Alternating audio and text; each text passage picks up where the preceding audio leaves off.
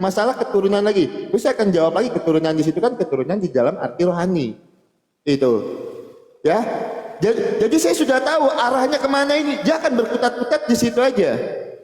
Saya akan jawab lagi misalnya, Pak Ustadz, saya sudah terangkan di awal tadi, yang diselamatkan itu adalah manusia yang diciptakan menurut gambar dan rupa Allah di dalam Kejadian 1 ayat 26 sampai 27, bahkan hampir sama dengan Allah.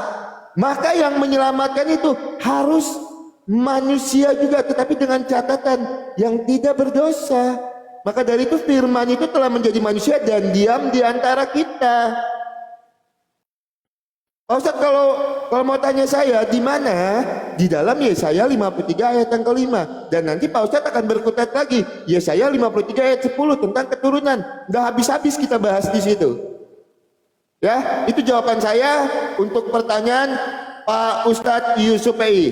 Yang kedua, Pak Ustadz Yusuf Pei tadi bilang, kalau Alkitab kami ini manipulatif, semanipulatifnya Alkitab kami tidak butuh support dari kitab-kitab manapun untuk menjawab Pak Ustadz Yusuf Pei. Menjawab pertanyaan Pak Ustadz Yusuf Pei, Alkitab kami tidak butuh support dan dukungan dari kitab-kitab lainnya. Itu yang kedua. Dan saya mau tanya dengan Pak Ustadz, kalau Pak Ustadz bilang Alkitab kami ini adalah manipulatif dan sudah banyak yang berkontradiksi yang seperti yang Bapak sampaikan, tunjukkan dengan saya Pak. Siapa yang memalsukannya? Tahun berapa dipalsukannya? Ayat mana yang dipalsukannya? Mana yang aslinya? Ini sebenarnya kita udah keluar dari konteks. Tapi karena Bapak sudah berani berstatement, Bapak kan sudah strawman argumen. Bapak mengambil kesimpulan. Bapak mengambil kesimpulan sendiri kan tentang Alkitab kami. Bapak ambil kesimpulan itu, maka Bapak berhak mempertanggungjawabkannya. Dicatat Pak, tahun berapa dipalsukannya, ayat mana yang dipalsukannya, siapa yang memalsukannya, mana yang aslinya. Karena Bapak sudah berargumen mengambil kesimpulan. Saya bertanya kitab Bapak, saya tidak pernah berargumen apapun tentang kitab Bapak. Saya tidak pernah mengambil kesimpulan apapun dengan kitab suci Bapak. Kalau saya simpulkan kitab Bapak seperti yang Bapak narasikan, besok saya sudah digeruduk ini Pak. Gitu. Besok saya sudah dilaporkan. Makanya saya minta Bapak pertanggungjawabkan dulu. Tidak apa-apa kita melebar dulu konteksnya, tapi Bapak pertanggungjawabkan dulu narasi Bapak.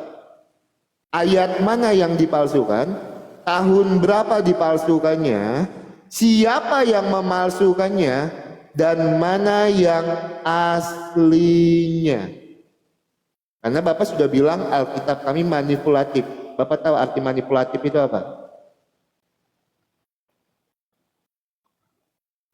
Ya, tunjukkan saya data yang saya pertanyakan dengan Bapak.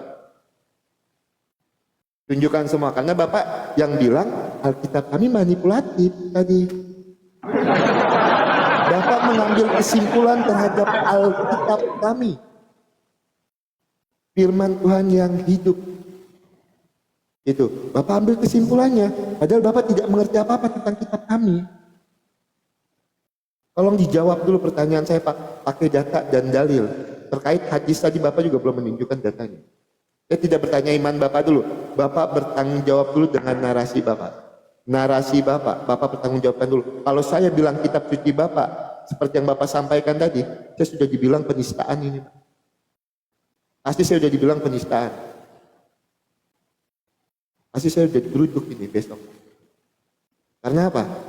Tidak di dalam ranah diskusi kita mengambil kesimpulan tentang kitab suci orang lain. Ayo kita berdialektika yang benar. Ayo kita berdiskusi yang benar. Ya, silakan Pak Ustadz Yusuf Pei, ditunjukkan dulu datanya. Saya tunggu.